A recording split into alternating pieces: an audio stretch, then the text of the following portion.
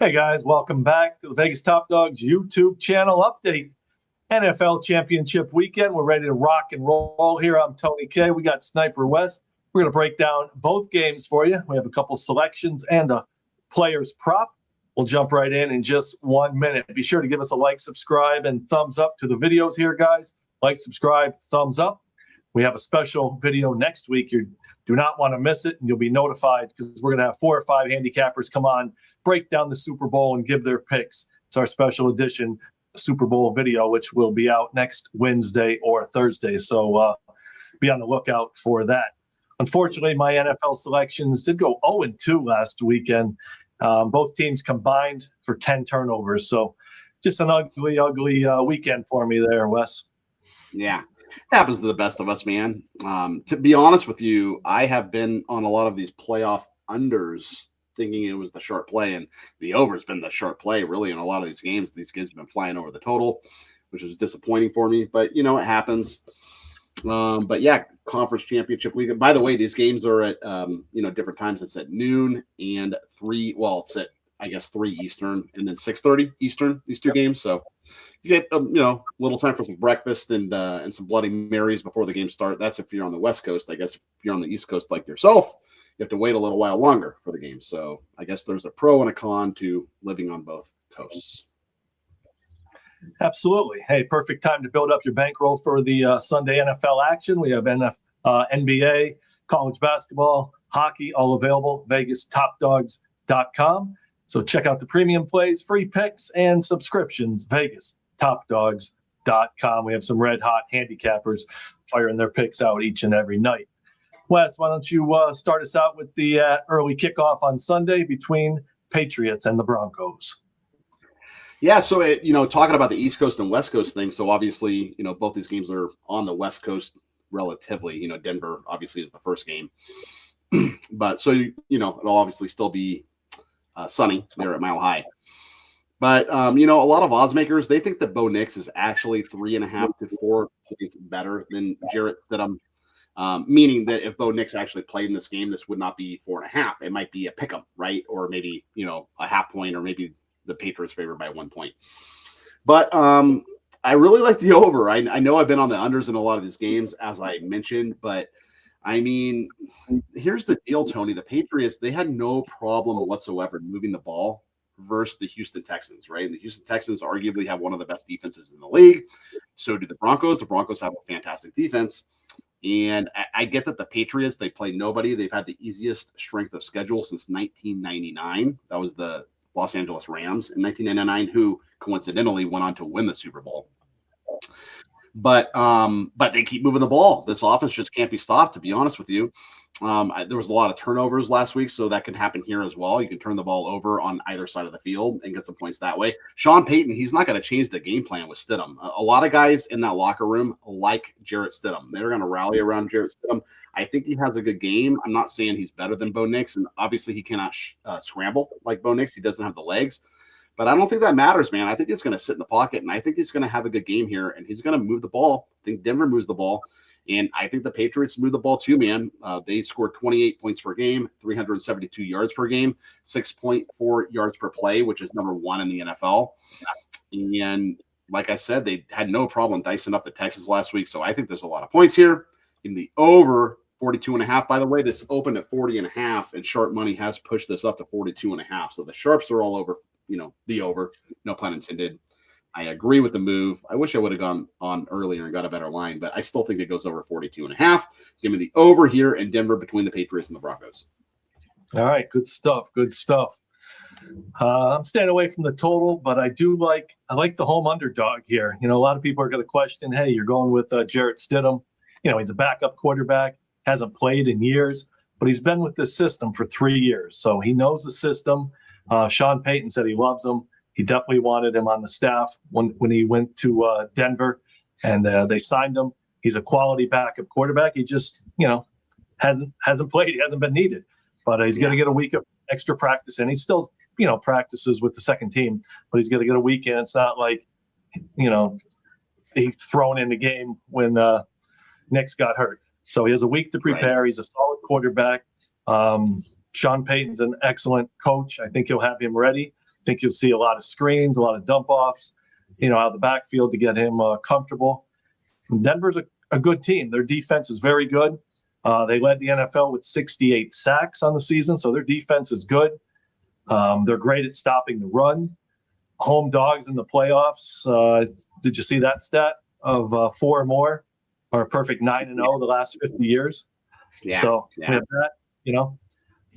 Drake May. I don't think he's ever played in Denver. So you have a second-year quarterback playing in the high altitude. Sometimes that's a little bit of an adjustment with your passes with the air there. So that could make a difference. So I think New England's just average on defense on third downs. I think Denver will be able to run the ball as long as they don't turn the ball over. I mean, look at Houston. They only lost by 12, and they had 5 turnovers. So I don't see the Denver Broncos having 5 turnovers here. I expect Denver to be solid at home. They've been tough at home all season long. So I'm going to take the home underdog, Denver Broncos, on Sunday. Yeah. Yeah, it's interesting. Obviously, I mentioned they did very well versus the Texans, but this will be a big challenge for them. I mean, Denver, they're no joke at home going into that hostile environment. I think that, Right. The plus points there is probably the way to go. It could wind up being a field goal game, so it's probably a short play. And like you said, it's supposed to be nice. They said 40 degrees and sunny, which is rare for this time of year in Denver. So I think that favors the Broncos as well. Right. All right. Moving on to the late game, 6:30 Eastern kickoff, 3:30 Vegas time. Who do you like in that game between the Rams and the Seahawks?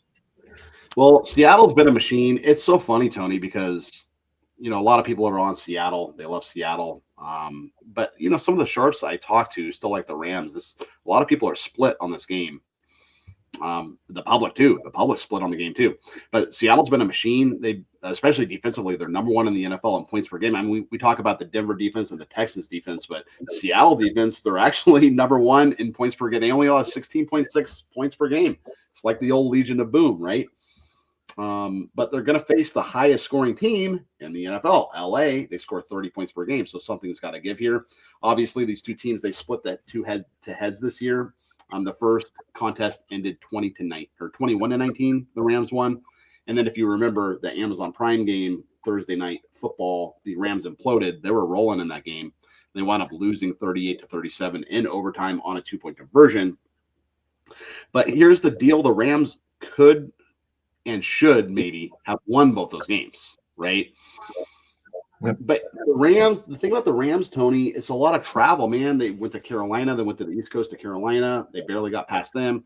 They went to Chicago, barely got past them. So there could be some travel fatigue here on their part. Seattle has not left the state of Washington, by the way, since January 4th. They've been sleeping in their own beds since January 4th. So, I mean, they're definitely rested here. They only played that one football game. But I think the Rams, this weather is actually supposed to be fine. There might be a little bit of rain, but, no wind, like 1 mile an hour wind that I saw. So the weather's not going to be a factor here like it was last week for the Rams. I'm a little worried about Darnold, Tony. I got to admit, I mean, if you remember last year, he was with the Vikings and they went and played these very Rams. They played them in Arizona in the first round of the wild card, I think, for the playoffs. They played in Arizona because of the California wildfires, if you remember. Yep. And Darnold looked terrible. He was seeing ghosts, quote unquote, which is a direct quote from Sam Darnold when he was with the Jets, right? But he was terrible. He threw interceptions. He did not have a very good game. In fact, last week, he only threw for 124 yards. I mean, he kind of Trent Dilfer'd last week, right? Just go out there, don't screw it up, don't turn the ball over, hand the ball off, and do enough to win. Our defense and special teams will pick it up and have your back. But I think this is a situation where he's going to have to put the team on his back because the Rams are going to score. I don't care how good the Seahawks defense is. The Rams will put up points, meaning the Seahawks got to put up points too. And I think Darnold's going to have to show up here. I don't know if he does. So my play here, I've dissected it every which way you can, but I like the over. I think Darnold kind of does show up here, but I think he also maybe throws a couple picks, which will put the Rams in position to score on the other end of the field. And I think the Seahawks score that Rams offense. McVay is going to have them ready to go. I'm telling you, man. Puka, Devontae, they'll get Devontae involved. Devontae didn't really get involved for Chicago, but I think he gets involved here in this game. They're going to put up points. I think Seattle puts up points. I think it's a replay of that 38-37 Thursday night football game. I think it's a barn burner. Give me the over here in the NFC Championship game in Seattle between the Rams and the Seahawks. Yeah, I think Devontae Adams only had I want to say 2 catches last week, so he was relatively quiet. Maybe 3, but it wasn't many. All right, good stuff. So both overs in the NFL championship games for Sunday. I have a player prop. I know everyone enjoys those. Last week's player prop got there easily with Josh Allen is over rushing attempts. So this week's player prop is Denver Broncos running back R.J. Harvey over 2.5 receptions. I think you're going to see Stidham, hit him with some screen passes, hit him with some quick dump off passes. His total receptions is set at 2.5. So I think that's an easy overplay. We're going to take this one over, as I think it'll be his check down quite a bit to hit his running back out of the backfield here for some short, quick passes. Over 2.5 receptions, our player prop for this week. Yeah, you got to get him going early, and you got to get him confidence. No better way to get him confidence than just some short passes. Let the running backs and receivers do the work for you. Totally agree.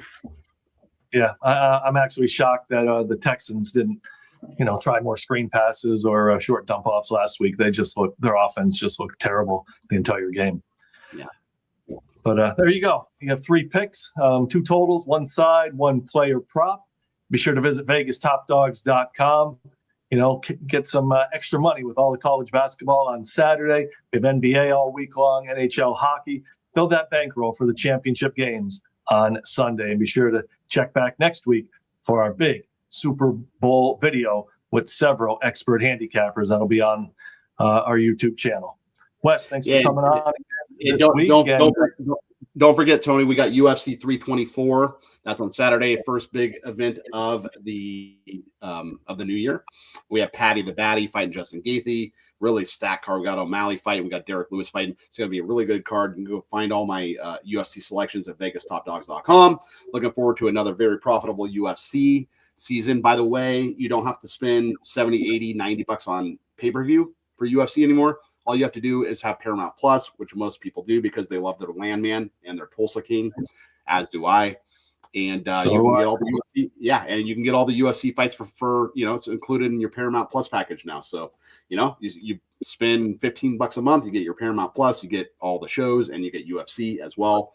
It's it was an $8 billion deal. I don't know if you heard that, but Dana White he got paid $8 billion, not million, but $8 billion from CBS Paramount to do the UFC deal. So that's a very good thing for the UFC. I crushed UFC last year. I'm going to crush it again this year. So VegasTopDogs.com, the #1 sports consultant in the industry. You can find all my UFC plays over there. All right. Thanks, Wes. Guys, good luck. We'll see you again for your Super Bowl video next week. Wes, thanks for coming on once again, and we'll talk to you next week as well. Let's cash some tickets. As always, guys, good luck. Visit VegasTopDogs.com and be a winner.